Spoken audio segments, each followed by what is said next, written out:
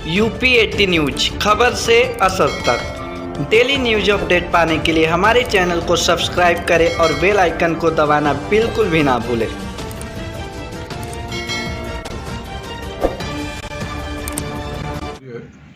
और वाराणसी व्यापार मंडल अध्यक्ष अजीत सिंह बग्गा। आज ये प्रेस वार्ता किस तरह के रखे हैं?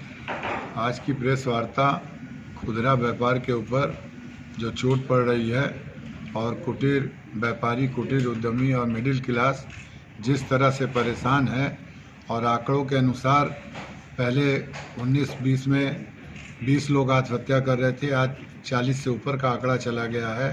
बेरोजगारी बढ़ती जा रही है, लोगों को घर चलाने में मुश्किल हो रहा है। और साथ ही इन्होंने जो कई नियम और बना दिए हैं, मकान का रजिस्टर्ड लिखा पढ़ी होनी चाहिए मकान मालिक की, उसकी एनओसी होनी चाहिए, जिसकी वजह से दिक्कतें आ रही हैं। और साथ ही इन्होंने किराएदार जो 20-20 साल 30-30 साल से हैं, उनके विवाद चल रहे हैं, उसके ऊपर इनका कोई विचार नहीं है या इनको कोई निपटाने की ये अलग से व्यवस्था नहीं कर रहे हैं। और इन्होंने रेडीमेड वगैरह पर भी रेट बढ़ा दिए हैं। और साथ ही फूड सेफ्टी एक्ट में इन्होंने जो ठेले वालों के ऊपर केमिस्ट रखने का प्रावधान बनाया है, ये एकदम गलत है।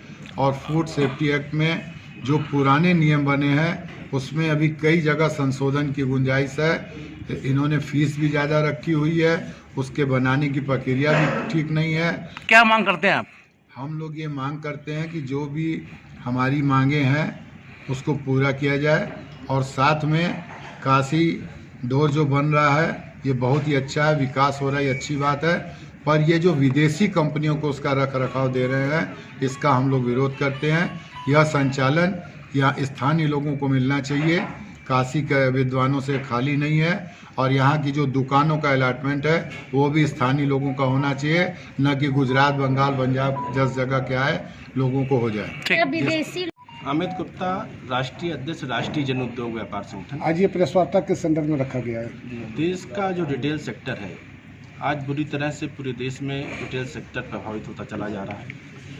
आज जो 2008 में लगभग ऑनलाइन ट्रेडिंग का व्यापार जो 200 करोड़ का था, आज 200 अरब डॉलर का पहुंच गया है, जिससे देश का ये व्यापार, खुदरा व्यापार, आज कुछ देश की चुनिंदा कंपनियों के हाथ में सिमटता चला जा रहा है, जिससे आज देश का पैसा विदेश जा रहा है।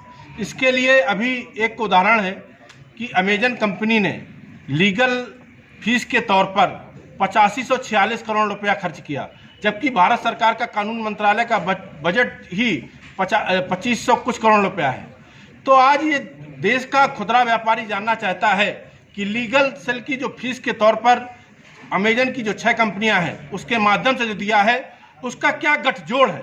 इस देश के खुदरा व्यापार को किस तरह से योजनाबद्ध तरीके से किन लोगों के द्वारा समाप्त किया जा रहा है, इस गठजोड़ का खुलासा होना चाहिए। इसकी सीबीआई जांच होनी चाहिए, जिससे इस देश का खुदरा व्यापार सुरक्षित रह सके, संरक्षित रह सके। ये पेट्रोल डीजल कम हुआ, उस पर आप क्या कहेंगे? किस तरह से एक सकारात्मक कदम है कि पेट्रोल डीजल के रेट कम हुए, जितने लेकिन होने चाहिए।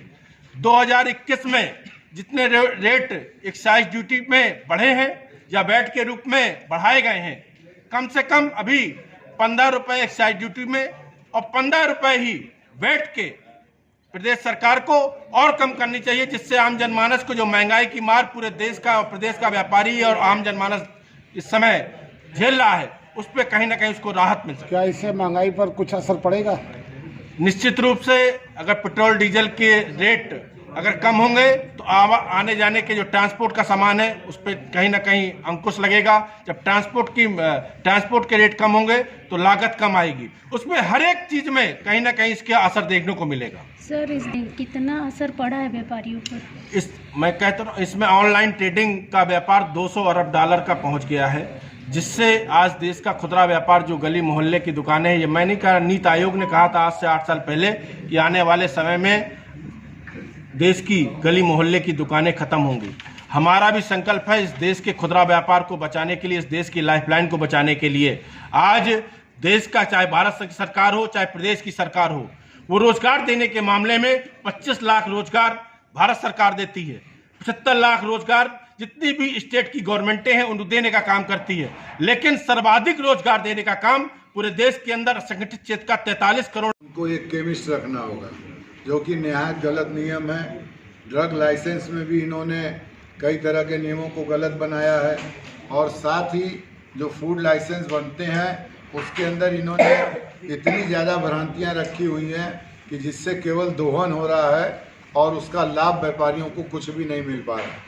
जबकि सरकार ने कहा था कि मैं इस सारे नियमों को इतना सरल कर दूंगा कि इंस्पेक्टर राज का खात्मा हो जाएगा, पर संगठन के द्वारा पूरे प्रदेश और देश में जिस तरह से खुदरा व्यापार प्रभावित हो रहा है, उसको बचाने की दृष्टि से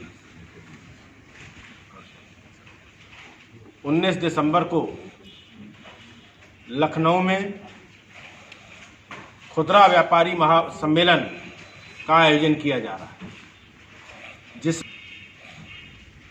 आज वर्तमान में ई व्यापार से जो 2016 में ऑनलाइन ट्रेडिंग 5 करोड़ लोग करते थे, जिससे है क्या कि आज पूरे देश का व्यापार कुछ लोगों के हाथ में केंद्रित होता चला कि अमेजन कंपनी ने लीगल कानूनी कार्रवाई के ऊपर खर्च किया है।